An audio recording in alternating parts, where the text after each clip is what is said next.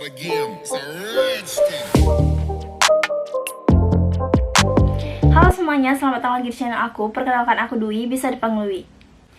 Oke guys, jadi sesuai dengan judul video aku kali ini, aku mau ngebahas tentang beberapa kesehatan untuk tubuh kita sendiri. Nah, salah satunya itu di sini aku mau ngebahas masalah tentang gejala saraf kejepit.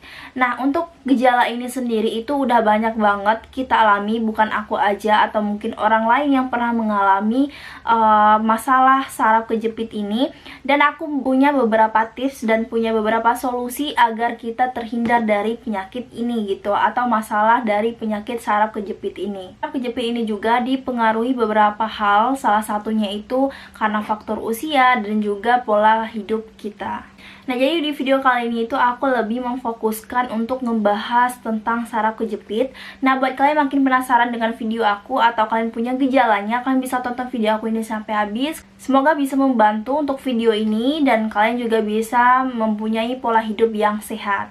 Nah, jadi aku bakal ngebahas tentang saraf kejepit itu apa dan gejala-gejalanya, dan juga aku bakal kasih juga penanggulannya itu seperti apa. Nah, jadi di sini aku bakal ngebahas apa sih itu saraf kejepit. Nah, saraf kejepit ini sendiri dalam bahasa medisnya itu hernia nocus pulposus. Penyakit saraf kejepit ini sendiri biasanya dapat menyebabkan sakit pinggang. Kondisi ini terjadi akibat gangguan saraf yang menyebabkan menonjolnya bantalan permukaan ruas tulang belakang dari ruang antar ruas tulang. Nah, biasanya tonjolan tersebut itu menekan saraf sehingga mengakibatkan sakit atau nyeri yang benar-benar hebat gitu. Nah, si saraf kejepit ini datang ke tubuh kita ada beberapa penyebabnya. Yang pertama karena cedera, terus yang kedua karena obesitas, terus yang ketiga posisi tubuh yang salah dan dilakukan berulang-ulang. Contohnya waktu kita posisi duduk saat bekerja, itu kan setiap hari kita kerja tuh. Nah, biasanya kita lakukan posisi duduk yang salah. Nah, bagaimana sih kita tahu gejala dari saraf kejepit ini sendiri? Nah, yang pertama itu nyeri di area saraf yang kejepit atau area di sekitarnya. Terus yang kedua rasa kesemutan dan sensasi seperti tertusuk-tusuk jarum atau kesentrum. Terus yang ketiga rasa seperti terbakar. Keempat rasa kebas di kulit. Terus yang kelima mati rasa pada kaki atau tangan. Keenam, hilangnya kemampuan untuk merasakan panas, dingin, nyeri atau sentuhan di sekitar area kulit.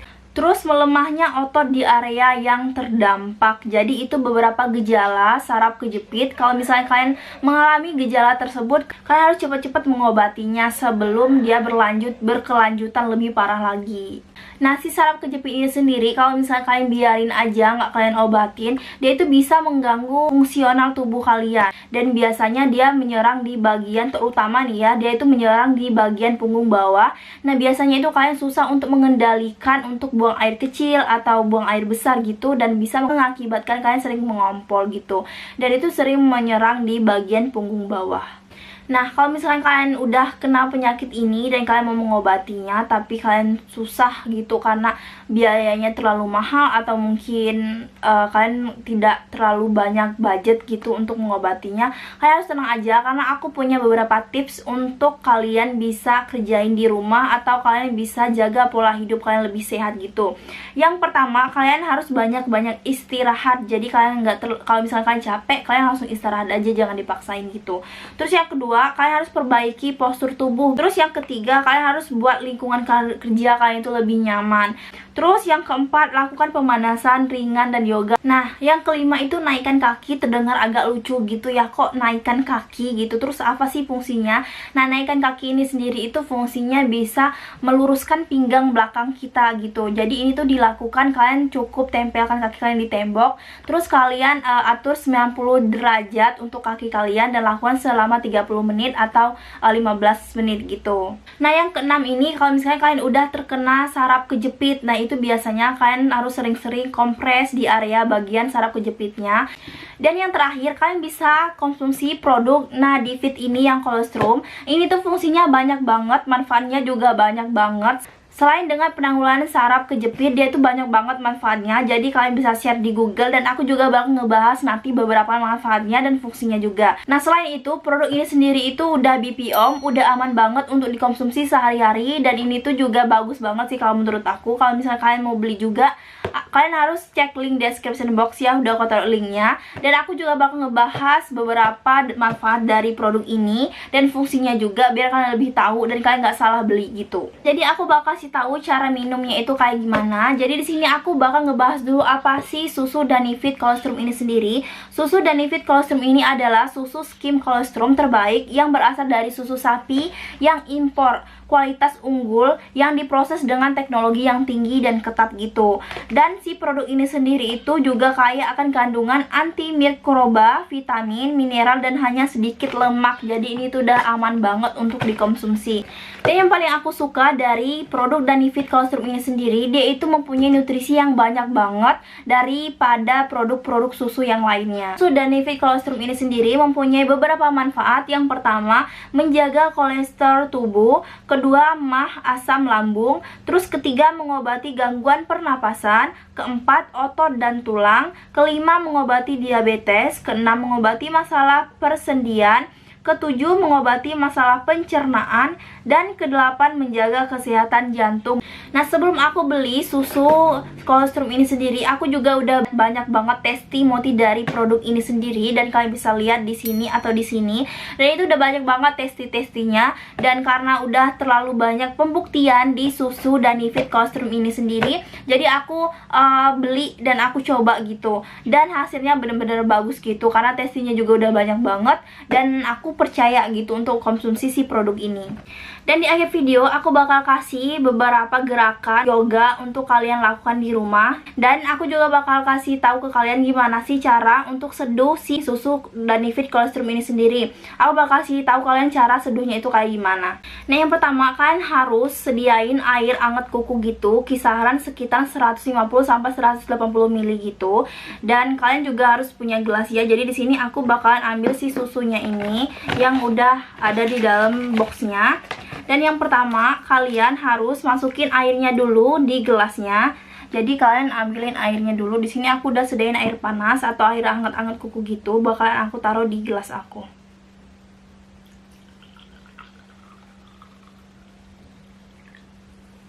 Nah, setelah itu airnya ini agak hangat-hangat gitu ya. Habis itu kalian ambil si susunya. Terus kalian buka susunya itu. Habis itu kalian masukinnya itu jangan sekaligus ya, jadi perlahan-perlahan gitu.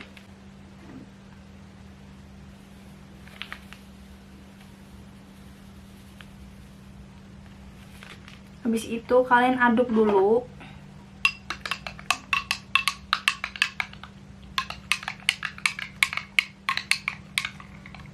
Setelah itu kalian masukin lagi.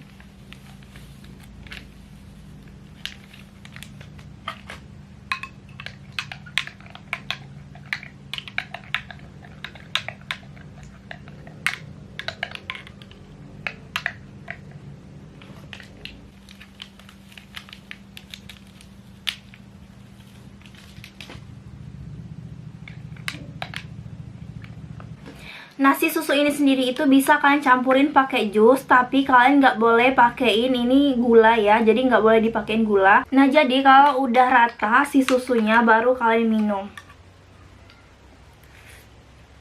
Dan ini tuh enak banget, rasanya tuh kayak kalian minum atau ngonsumsi oatmeal gitu loh.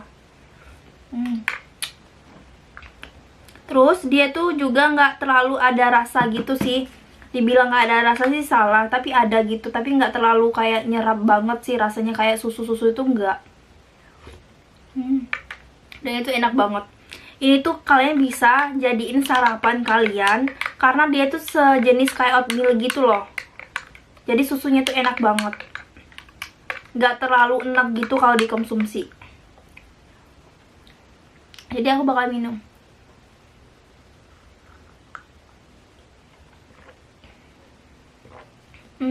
Enak banget.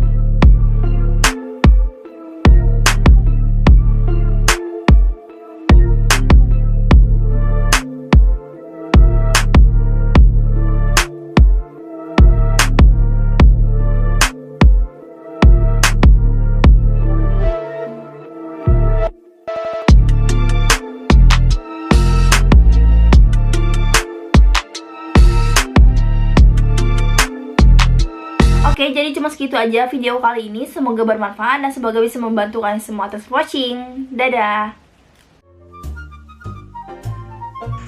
Subscribe ya.